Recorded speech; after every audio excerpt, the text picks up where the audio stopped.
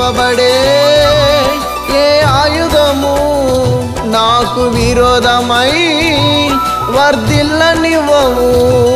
రూపింపబడే ఏ ఆయుధము నాకు విరోధమై వర్ధిల్లనివ్వవు. నా భద్రత నీవేగా, భయపడను ఎన్నడూ. ప్రవచన గ్రంథం 54వ అధ్యాయం 17వ వాక్యం చదువుకుందాం. నీకు విరోధముగా రూపింపబడిన ఏ ఆయుధమును వర్తిల్లదు. నీకు విరోధముగా రూపొందించబడిన మరలా చెప్పండి, ఈ సంవత్సరం వాగ్దానం ఏంటి? మరొకసారి చెప్పండి. నీకు విరోధముగా రూపింపబడిన, చూడండి ఇట్లాంటి వాగ్దానం ఇంతకుముందు ఎప్పుడు పొందుకోవాలి. ఇప్పటిదాకా ఆశీర్వాదాలు, మేలులు లేనివి ఉన్నట్లుగా చేస్తానని ఇట్లా ఎన్నో వాగ్దానాలు ప్రభు చేస్తూ వచ్చాడు. ఎందుకనో ఈ 2024వ సంవత్సరంలో దేవుని వాగ్దానం కొరకు, దేవుని కార్యాల కొరకు ప్రార్థన చేసినప్పుడు ఈ వాగ్దానాన్ని ప్రభు బయలుపరిచాడు. సంవత్సర ప్రారంభంలోనే శత్రువులకు కలిగే నాశనమును గురించి దేవుడు ప్రకటిస్తున్న మాట ఈ మాట. 3 మాటలు చెప్పి ముగిస్తాను, క్లుప్తంగా చెప్పి ముగిస్తాను. శ్రద్ధగా వినండి, మెలకుగా వినండి. ఈ సంవత్సరంలో ఇదే మొదటి వర్తమానం మెసేజ్. ఒకసారి అందరు గట్టిగా చప్పలు కొడుతూ స్తోత్రం చెప్పండి. హల్లెలూయా, హల్లెలూయా.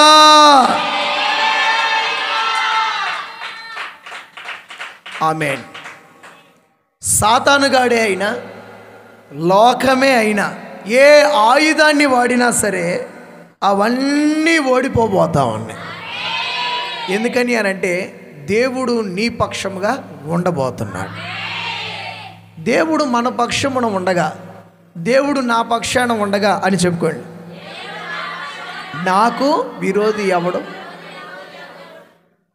దేవుడు నీ పక్షాన ఉన్నారు గనక రూపొందించబడిన ఏ ఆయుధం అయినా సరే దాన్ని దేవుడు వర్ధిల్లనివ్వకుండా చేయబోతున్నాడు. ఈరోజే ఈ వాగ్దానం విన్నప్పుడే నీవు ఆయన మీద ఆనుకో, ఆధారపడు. ప్రభు లయపరిచి నీకు వాటి మీద జయమునిచ్చునుగాక. ఆమేన్, హల్లెలూయా. ఈ 2024వ సంవత్సరం విజయోత్సవ సంవత్సరంగా మీకు ఉండబోతుంది. అంటే విజయము మీద విజయం. చెప్పండి, నోరుదే చెప్పండి. విజయము మీద విజయోత్సవ సంవత్సరంగా దేవుడు ఉంచబోతున్నారు. ఇది సియోనులో ఉన్న దేవుని యొద్ద నుంచి దిగి వచ్చిన వాగ్దానం. ఆమేన్. దేవుని ప్రజలను దూషించేవారే అయినా, దేవుని ప్రజలను కించపరిచేవారే అయినా, దేవుని ప్రజలను కొట్టేవారే అయినా, వారికి కలగబోతున్నటువంటి దేవుడు చేయబోతున్న కార్యాన్ని గురించి ఈ వాగ్దానం. నిర్భయంగా, ధైర్యంగా ఉండు. ఇంతకాలంగా నీకు ఏదైతే విరోధంగా రూపొందించబడుతూ ఏ ఆయుధం అయితే కనబడుతూ వచ్చిందో ఇక పూర్తిగా దానిని వర్ధిల్లనివ్వకుండా ప్రభు లయపరచబోతున్నాడు. ఒక 3 మాటలు చెప్తాను, శ్రద్ధగా వినండి. నీకు విరోధంగా, నీకు వ్యతిరేకంగా, నీకు ఆపోజిట్గా ఏ ఆయుధాన్ని ఆయన వర్ధిల్లనివ్వడు. ఆయుధము అంటే చెప్తాను చూడండి. అప్పుడప్పుడు నేను పేపర్లో చదువుతూ ఉంటాను, పలానా వ్యక్తుల దగ్గర కొన్ని గన్స్, ఆయుధాలని పట్టుకున్నారు, వాటిని గవర్నమెంట్ స్వాధీనం చేసుకుంది అనని. ఏ ఆయుధమైనా వర్ధిల్లనివ్వడు అని ప్రభు అన్నారు. నేను అనుకున్నాను, నావి చూడండి, నిద్రలో పోకుండా చూడండి. నేను అనుకున్నాను ఆయుధము అంటే ఒక గన్ను, తుపాకీ అనుకున్నా. నేను అనుకున్నాను కత్తి అనుకున్నాను, ఒక బాంబు అనుకున్నా. ఆయుధాలంటే ఇయే. న్యూస్ పేపర్లో చదివేటప్పుడు, న్యూస్ మీడియాలో వార్తలు వినేటప్పుడు పలానా నక్సలైట్ల దగ్గర, పలానా వ్యక్తుల దగ్గర ఇదిగో ఈ ఆయుధాన్ని స్వాధీనం చేసుకున్నామని వరుసగా పెట్టి ఫోటో తీసి పేపర్కి వేస్తారు, వీడియోలో వార్తల్లో చూపిస్తారు. ఆయుధాలంటే అవే కదా, వాటిల్ని దేవుడు వర్ధిల్లనే ఉండవాలంటే మనకేంటి ప్రయోజనం అని నేను అనుకున్నా. ప్రార్థనలో కూర్చొని మోకరించినప్పుడు పరిశుద్ధాత్మ దేవుడు చక్కగా నాకు వివరించిన సంగతి ఏంటి అని అంటే, విరోధమైన ఆయుధాలు అనంటే తుపాకీలు, కత్తులు, కటారాలు, బాంబులు ఈ కాదు, వేరే ఆయుధాలు ఉన్నాయి. మరలా ఇంకో మాట చెప్తానేనండి, ఏ ఆయుధమైనా సరే ఆయుధముగా ఉంటే దానివల్ల ప్రమాదం ఉండదు. ఇప్పుడు కత్తి ఉందనుకోండి, కత్తి అక్కడ ఉందనుకోండి, దానివల్ల భయం ఏమన్నా కీడేమన్నా ఉండిద్దా? నోరు తెచ్చి చెప్పండి. కత్తి శత్రువు చేతిలోకి వెళ్ళినప్పుడు ఆలోచించాలి. బాంబు ఉంది, బాంబు అక్కడ ఉంది, దానివల్ల మనకేమైనా ప్రమాదం ఉండిద్దా? నోరు తెచ్చి చెప్పండి. అది శత్రువు చేతిలోనికి వెళ్ళినప్పుడు ఆలోచించాలి. ఆయుధాలను తయారు చేసేవాడు ఉన్నాడు, విరోధమైన ఆయుధాలను రూపొందించేవాడు ఉన్నాడు. వాడు ఏ ఆయుధాన్ని రూపొందించినా, అన్నయ్య పక్కన వాళ్ళు నిద్రపోతున్నా చూడండి, ఒకసారి లాక్కురండి, ఒక అరగంట అయినాకి వెళ్ళిపోదామని చెప్పండి. హల్లెలూయా చెప్పండి. రెండు చేతులు ఎత్తి చెప్పండి. ఇంకా చెప్పలేదు హల్లెలూయా. వాడు ఏ ఆయుధాన్ని తయారు చేసినా, ఏ ఆయుధాన్ని రూపొందించినా, నా ప్రభువు ఆ ఆయుధాలన్నిటినీ తుత్తినీనిగా చేసి వాడికి అపజయాన్ని కలగజేసి, నా దేవుడు నిన్ను విజయోత్సవాలతో ఊరేగించబోతున్నాడు. మీరు గమనిస్తారు. వాడు తయారు చేసుకున్న ఆయుధాలన్నీ ఫెయిల్ అవటం. ఏంటి ఆయుధాలు? ఏంటన్నయ్య, కత్తి ఆయుధం కాదంటున్నారు, బాంబు ఆయుధం కాదంటున్నారు, తుపాకీ ఆయుధం కాదంటున్నారు, మరి ఇంకా ఏ ఆయుధం అన్నయ్య అని అంటారు మీరు. మొదట ఒక ఆయుధం చెప్తాను నేనండి. నీకు విరోధముగా రూపొందించబడే ఏ ఆయుధమును వర్ధిల్లదుగాక. అంటే అర్థం ఏంటి అని అంటే, నీకు వ్యతిరేకంగా లేచినదే అయినా, నీకు విరోధముగా మడిమెత్తినదే అయినా నేను వర్ధిల్లనివ్వకుండా చేసి, నేను నీకు అన్ని విషయాల్లో విజయమును దయచేయబోతా ఉన్నాను. ఆమేన్. ఏంటి ఆయుధం ఏంటి? మధ్యాహ్నం వాక్యంలో కూడా చెప్పాను మీకు. ఒక అనుభవాన్ని జ్ఞాపకం చేసుకోండి. విరోధంగా రూపొందించబడే ఆయుధం ఏంటి అని అంటే, నీకు వ్యతిరేకంగా మాట్లాడే మాటలు. శత్రువుకు ఒక ఆయుధం ఉంది, అదేంటిది? నాలుక. ఏంటి చెప్పండి, పెద్దగా చెప్పండి. ఒక రోజున ఒక రాజు ఇశ్రాయేలు ప్రజల మీద ఎట్లాగైనా సరే గెలవాలి అని, నా వైపు చూడండి అమ్మా, ఇశ్రాయేలు ప్రజలు ఎలాగైనా సరే గెలవాలి, వీళ్ళని ఎలాగైనా సరే ఓడించాలి, వీళ్ళ స్వాస్థ్యాన్ని ఎలాగైనా సరే చేజిక్కించుకోవాలి అనని బాలాకు అనే ఒక రాజు ఒక ప్రవక్తని పిలిపించాడు. ఆయన పేరు బిలాము. ప్రవక్త అంటే అర్థం ఏంటి అని అంటే, అతను నోరు తెరిచి ఏది ఆశీర్వదిస్తే అది ఆశీర్వాదం, శాపమును పలికితే అది శాపం.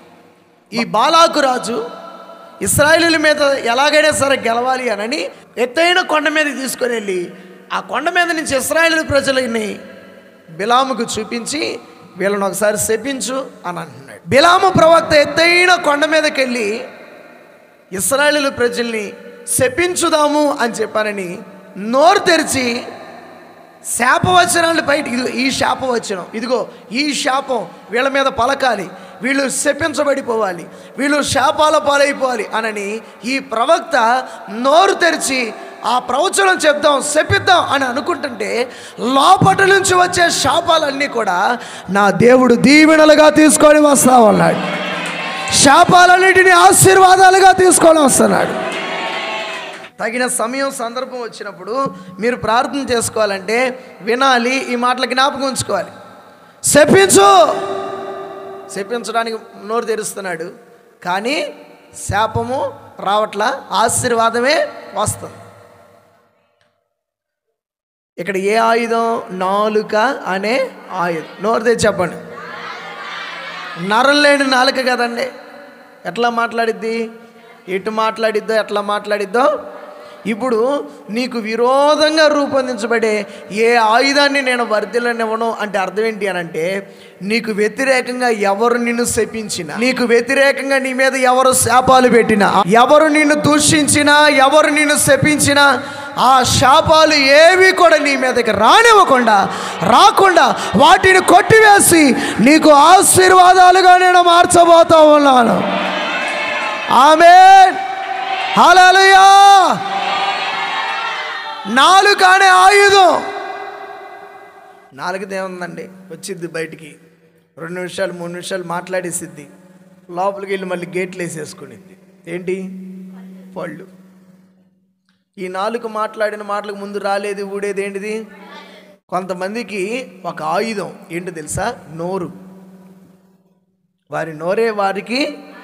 ఒక రోజున ఎవర్రా మీలో మగోడు అని ఒక ఆయన లేచాడు, గొల్లియాత్.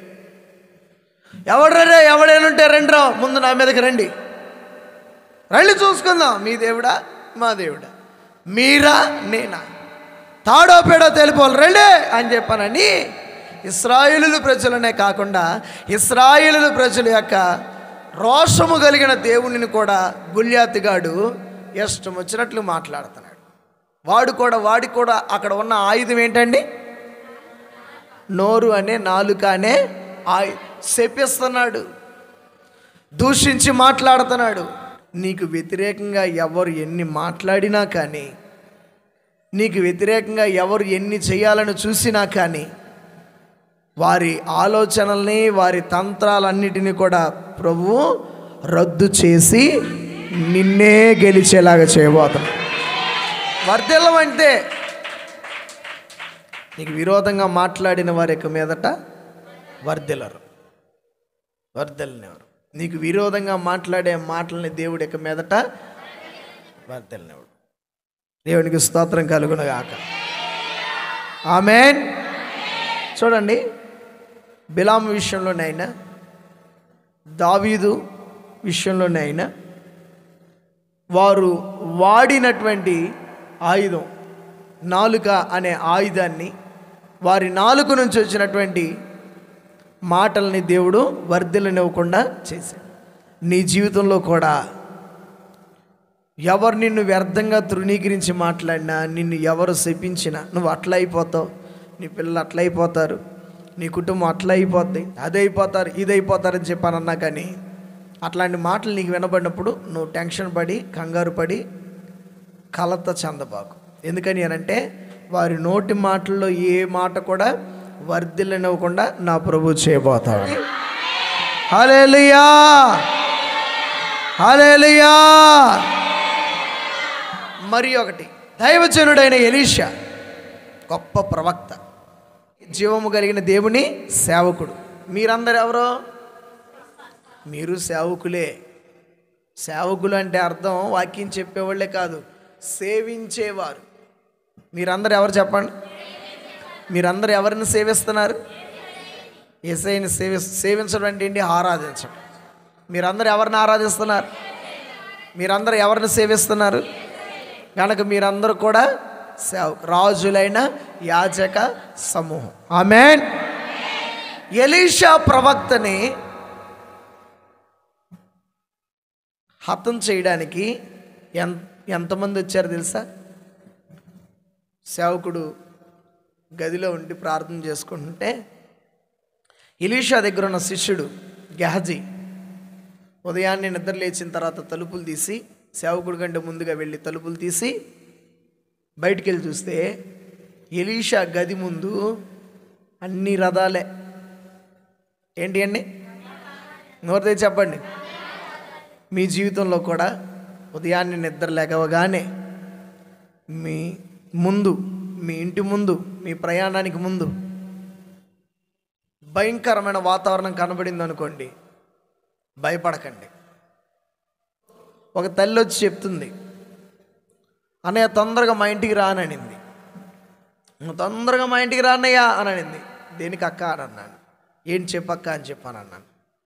మా ఇంటి ముందు 2 నాటుకోడిగుడ్లు, ఏంటంటండి 2 నాటుకోడిగుడ్లు, మిరపకాయలు ఒక 4 ఎండు మిరపకాయలు, 4 వింటున్నారా, 4 ఎండు మిరపకాయలు, 2 నిమ్మకాయలు, అంత ఉప్పు, అన్ని ఎంట్రుకలు, బొగ్గు కొద్దిగా, ఇవన్నీ మా ముందున్న ముగ్గేసి అని అనింది. అవునా అన్నాను. నేను ఎంత భయపడతా, కంగారు పడిపోతా నీకు చెప్తుంటే, అవునా అని అంత ప్రశాంతంగా అంటావేంటి అన్నయ్య పాస్టర్, రా అన్నయ్య ముందు అర్జెంటుగా అని చెప్పానింది. ఇంతకుముందు కూడా చెప్పాను మీకు ఈ సంగతి. అప్పుడు నేనేమన్నానంటే, మరి కోడిగుడ్లకి అంత భయపడిపోతున్నావా? కోడిగుడ్లు ఆమ్లెట్ చేసుకోవా? కోడిగుడ్డు పొరుటు చేసుకోవా? నోరు తెచ్చి చెప్పండి. దేవుని స్తోత్రం కలుగు. నాకు ఇట్లా అది అక్కడ ఏముందో చూడు, ఇట్రా ఏమైంది, దాటకు తొక్కకు, దూరిపోద్ది, వచ్చేద్ది. ఏంటిది అది? నా భద్రత నీవేగా, భయపడను ఎన్నడు. హల్లెలూయా. తొందరగా రా అన్నయ్య, నాకు అన్నయ్య, నేను చెప్పకూడదు ఇంకా మాట, అన్నయ్య రా అన్నయ్య, తొందరగా రా అన్నయ్య అని. ఏం చేయమంటావు అన్నయ్య అని. ఆ 2 కోడిగుడ్లు ఆమ్లెట్ వేసుకొని తిను, ఆ నిమ్మకాయల్ని పులిహార కలుపుకొని, ఆ ఎండు మిరపకాయలతో తాలింపు వేసుకొని అన్నయ్య అని అనింది. ఏంటండి అన్నయ్య, ఏంటన్నయ్య అని అనింది. అవును, మీ ఇంట్లో లేవని వాళ్ళు తెచ్చిపెట్టారు. ఈరోజు నువ్వు కొనుక్కోవాల్సిన అవసరం లేదు. ఎందుకు భయపడుతున్నావు? వాక్యం వాళ్ళకి ఇస్తున్నా నా ప్రియ సహోదరి సహోదరులారా.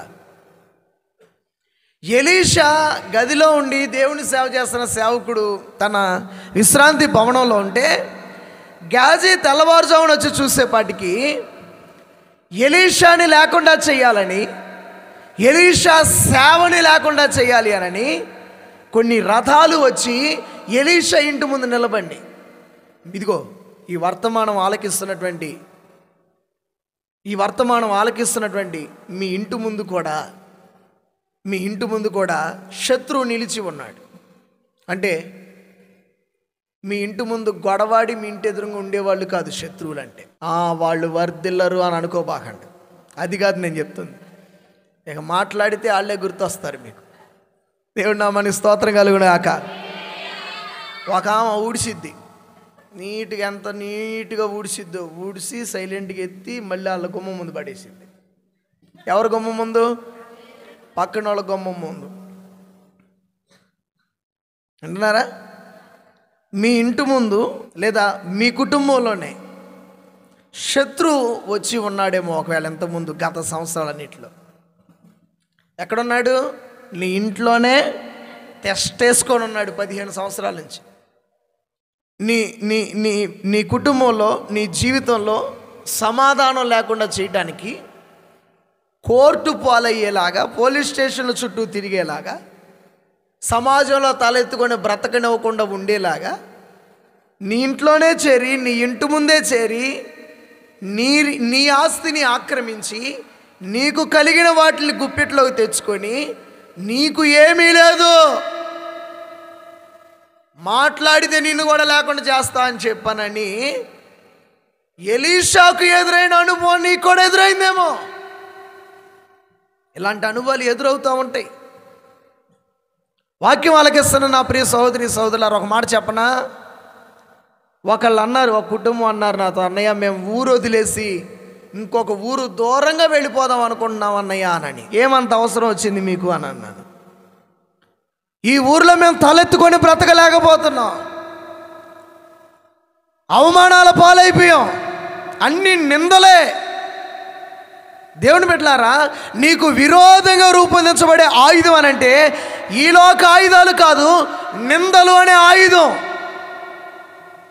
వ్యతిరేకతలు అనే ఆయుధం, అప్పులు అనే ఆయుధం. ఒక్కొక్క ఆయుధాన్ని ఒక్కొక్క సమయంలో ఒక్కొక్క విధంగా సాతానుగాడు ఉపయోగించాలనుకుంటాడు. బలహీనత అనే ఆయుధం ప్రయోగించి, అసమాధానం అనే ఆయుధం ప్రయోగించి, నెమ్మది లేని వాతావరణం అనే ఆయుధం ప్రయోగించి, సేవలో ఉండనివ్వకుండా, విశ్వాసంలో ఉండనివ్వకుండా, సంతోషంగా ఉండనివ్వకుండా, నూతన సంవత్సరంలో ఆనందమయముగా ఉండనివ్వకుండా, దేవుడి వాగ్దానాలు అనుభవించనివ్వకుండా ఒక్కొక్క ఆయుధాన్ని ఒక్కొక్క సమయంలో ఉపయోగించాలనుకుంటాడు వాడు. తలుపులు తీసి నువ్వు బయటికి రాగానే, వింటున్నారా, కొత్త సంవత్సరం మొదలు పెట్టగానే అనుకోండి, తలుపులు తీసి రాగానే అనుకోండి, మీ ఇంటి ముందు ఎవరు కనబడతారు? ఇంటి ముందు వాళ్ళు కాదండి, శత్రు, మీకు విరోధంగా రూపొందించబడే తలుపు తీయగానే ఇంటి ముందు ఏ విరోధమైన ఆయుధం ఉన్నా సరే గ్యాజీ చూసి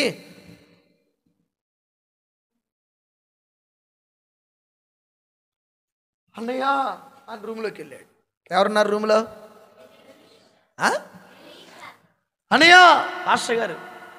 ఏమయ్యా ఏంటి అంత కంగారు, ఎందుకు టెన్షన్ పడుతున్నాడు? అన్నయ్య ఒకసారి బయటికి రా అన్నయ్య, బయటకు వచ్చి ఒకసారి చూడన్నయ్య. ఏముంది? బయటకు వచ్చి చూస్తే ఏ రథాలు? శత్రువుల యొక్క, నోరు తెచ్చి చెప్పండి, ఒక్కడిని లేకుండా చేయడానికి అంతమంది అవసరమా? చూశాడు ఎలీషా, చూశాడు.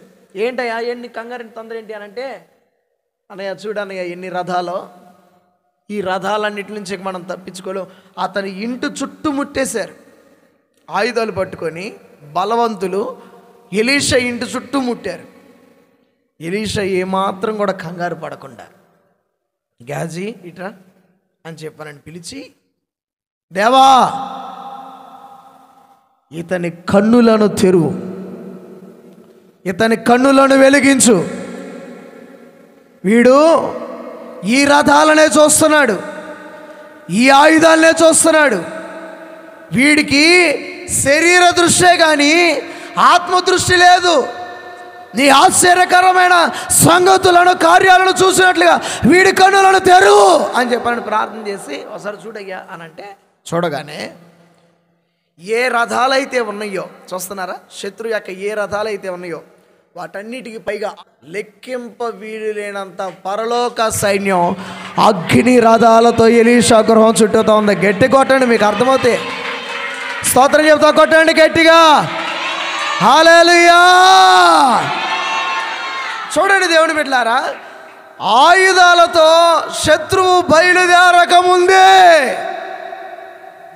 వాడి ఆయుధాలన్నిటినీ కూడా నిరాధారంగా చేయటానికి సైన్యములకు అధిపతి యెహోవా నీకు ముందుగా ఉన్నాడు. ఆమేన్. ఏ పరిస్థితికైనా ఈ సంవత్సరం నువ్వు భయపడకుందువుగాక, ఏ సమస్యకైనా సరే నీవు ధైర్యముగా ఉందువుగాక. ఎందుకని అనంటే, ఎన్ని రకాల ఆయుధాలు రూపొందించబడిన, ఎన్ని రకాల ఆయుధాలు సిద్ధపరచబడిన, ఆయుధాలన్నిటినీ కూడా తుత్తినీలుగా చేసి నీకు జయమిచ్చే దేవుడు నీతోనే ఉన్నారు. ఆమేన్. గట్టిగా చెప్పండి ఆమేన్ అని. హల్లెలూయా. రూపింపబడే నాకు విరోధమై, 2-3 మాటలు చెప్పాను. ఎవరికి ఆయన ఆయుధాలను విరోధంగా రూపొందించబడనివ్వడు అనంటే, ఇక్కడ యెషయా గ్రంథం 54వ అధ్యాయంలో ఒక మాట రాస్తుంది చూడండి. 54వ అధ్యాయం ఆఖరి వాక్యం చూడండి, పేజీ తిప్పండి. యెహోవా యొక్క సేవకుల నీతి. చూడండి దేవుని బిడ్డలారా, చూడండి, నీకు విరోధంగా రూపొందించబడి ఏ ఆయుధం కూడా వర్ధిల్లకూడదా? అయితే నువ్వేం చేయాలో తెలుసా? దేవుని యొక్క నీతిని ధరించుకోవాలి.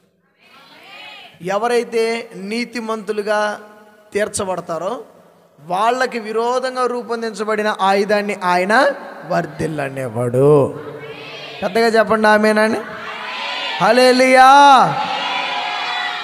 ఒక కుటుంబం మీద చేతబడి చేశారు. ఒక కుటుంబం మీద చేతబడి చేశారు. అది ఒక ఆయుధం. అది ఒక ఆయుధం. ఒక కుటుంబం మీద చేతబడి చేశారు. రమ్మన్నారు నన్ను. వెళ్ళాను. వెళ్తే ఇదిగోండి మన మందిరం ఎంత బారుంది, మన మందిరం ఎంత బారుంది, అంత బారు వాళ్ళ ఇంటి దగ్గర అంత బారు ముగ్గేసేసి ఉంది. 3 రోజులు ఉపవాస ప్రార్థన పెట్టాను ఆ ఇంట్లో. ఏం కంగారు పడకండి, ధైర్యంగా ఉండండి అని చెప్పాను అన్నాను. ఎవరైతే చేతబడి చేయించారో ఆ చేతబడి చేయించిన వారికి అది మరలా తిరిగి రివర్స్ అయ్యి కొత్త సంవత్సరం రోజు నేను చెప్పకూడదు నోరు తెరిచి, అలాంటి గొప్ప కార్యాన్ని ప్రభు జరిగించారు. ఎందుకని అనంటే దేవుని నీతిని ధరించుకొనిన వారు ఆ కుటుంబంలో ఉన్నారు. ఈ వాగ్దానం నీ జీవితంలో నెరవేర్చబడి నీకు విరోధంగా రూపొందించబడిన ఆయుధాన్ని వర్ధిల్లనివ్వకుండా ప్రభు చేయాలి అనంటే దేవుని యొక్క నీతిని నీవు ధరించుకోవాలి. మన నీతి కాదు, దేవుని నీతి మన జీవితంలోకి ఎలా వస్తుంది అనంటే మారు మనసు పొందుకొని బాప్తిజమం పొంది యేసు రక్తంలో కడగబడటం వలన యేసయ్య యొక్క నీతి నీలోనికి ప్రవేశించి నీవు నీతిమంతుడిగా నీతిమంతురాలుగా తీర్చబడతావు. నీవు ఎప్పుడైతే నీతిమంతుడిగా నీతిమంతురాలుగా తీర్చబడ్డావో అప్పుడు నీకు విరోధంగా ఏ ఆయుధాన్ని కూడా ఆయన వర్ధిల్లనివ్వడు.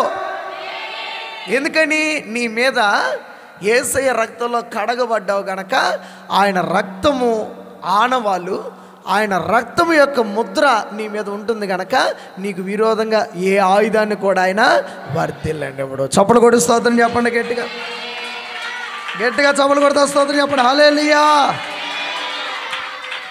యేసు రక్తంలో కడగబడి మనసు మార్చుకొని బాప్తిజమం పొంది, బాప్తిజమము అంటే అర్థం ఏంటి అంటే దేవుని వాక్యంలో రాస్తున్నమాట ఆయన నీతిని ధరించుకోవటం. ఆయన నీతిని ధరించుకోవటం. ఈ నూతన సంవత్సరంలో ప్రభు యొక్క వాగ్దానం నీ జీవితంలో నెరవేర్చబడాలి అని అంటే మనసు మార్చుకొని మారు మనసు పొంది యేసు రక్తంలో కడగబడి నీతిమంతునిగా నీతిమంతురాలిగా తీర్చిదిద్దబడి ఈ వాగ్దానం యొక్క నెరవేర్పుని నీవు అనుభవించేదోగాక.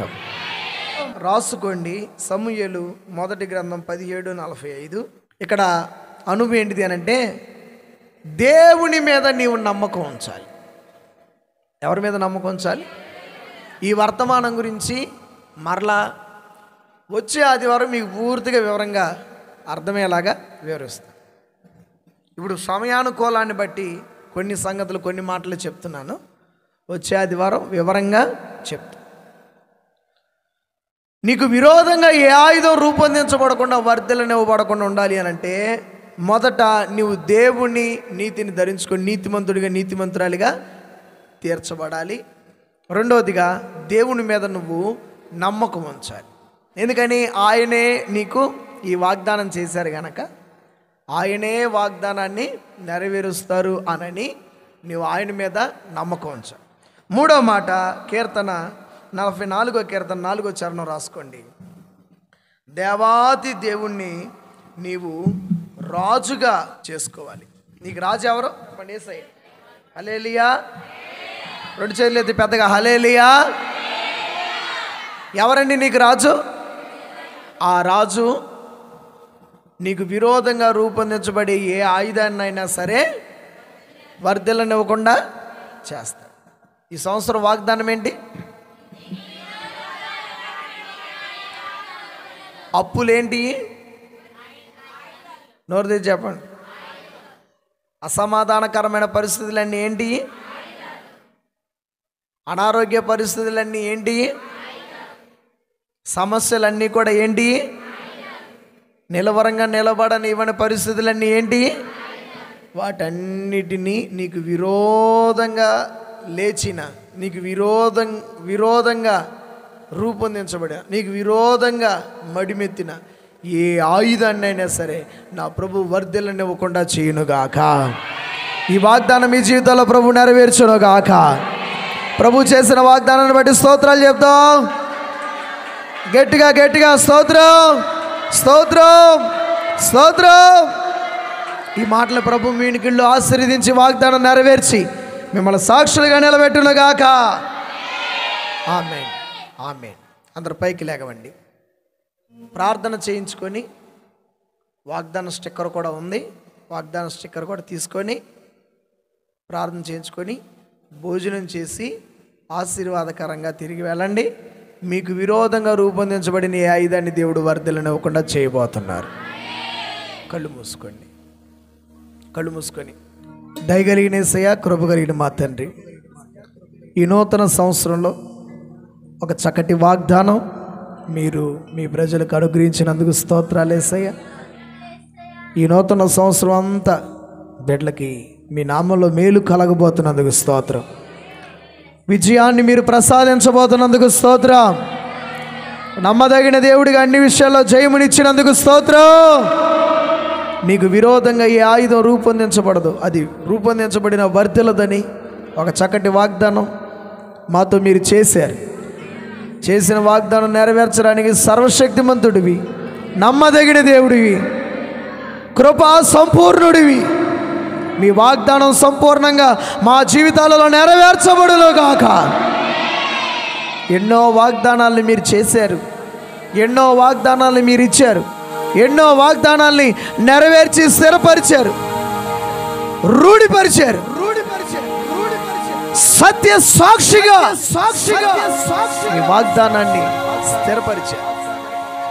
ఈ నూతన సంవత్సరంలో కూడా ఈ దినాన్ని మీరు చేసిన వాగ్దానం ఎంత గొప్పదయ్యా, ఎంత శ్రేష్టమైనది ప్రభువా. ఏ పరిస్థితులైనా కలత చెందకుండా ధైర్యంగా నీ మీద ఆనుకోనున్నట్లుగా మీరు చేయబోతున్న కార్యాన్ని రాత్రి వివరించినందుకు స్తోత్రాలయ్యా.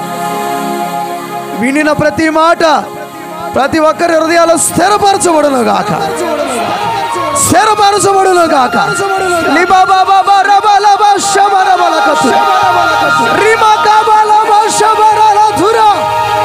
కృపా చేత వాగ్దానం నెరవేర్చబడునుగాక. ఈ సంవత్సరం అంతా బిడ్డలకు మంచి జరగాలి, ఈ సంవత్సరం అంతా బిడ్డలకు మేలు జరగాలి, ఈ సంవత్సరం అంతా బిడ్డలకు ఊహించినంతకంటే కార్యాలు జరగాలి. కన్నులకు కనబడాలి, చెవులకు వినబడాలి, హృదయానికి గోచరము కాని కార్యములను మీరు చేతురుగాక. నీ ప్రజల కొరకు నువ్వు తలపెట్టబోతున్న కార్యాలు గొప్పవి, బహుదొడ్డవి, అతి గంభీరమైనవి. శాపమును ఆశీర్వాదముగా మార్చే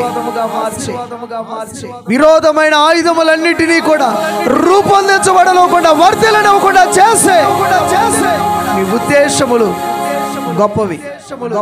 మీ కార్యాలకు మేము సాక్షులుగా మరలా తిరిగి నిలబెట్టబడాలి నాయన.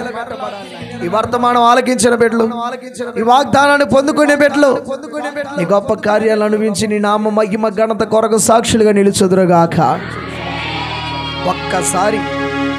ఒక్కసారి ఈ సియోను నిస్సి పరిచర్యల్ని జ్ఞాపకం చేసుకోరండి. ఈ 2024 సంవత్సరంలో వాగ్దానమును బట్టి ఇంకా మరింత ముందుకు వెళ్ళునుగాక. ముందెన్నడు ఇవ్వని వాగ్దానం ఈ సంవత్సరం మీరు ఇచ్చారయ్యా. ముందెన్నడు పొందుకొనని వాగ్దానాన్ని ఈ సంవత్సరం మేము పొందుకున్నామయ్యా. గొప్ప కార్యాలను మేము చూడబోతున్నాం. మా యుద్ధాలు మీరు చేస్తున్నారు, జయము మాకివ్వబోతున్నారు. అపవాదిని తుత్తుగా ఓడించారు మీరు. ఇప్పటికే మా కొమ్ము పైకెత్తబోతున్నారు, నా కొమ్ము పైకి లేవనెత్తబోతున్నారు, మా కొమ్మును శిఖరం మీద నిలపబోతున్నారు.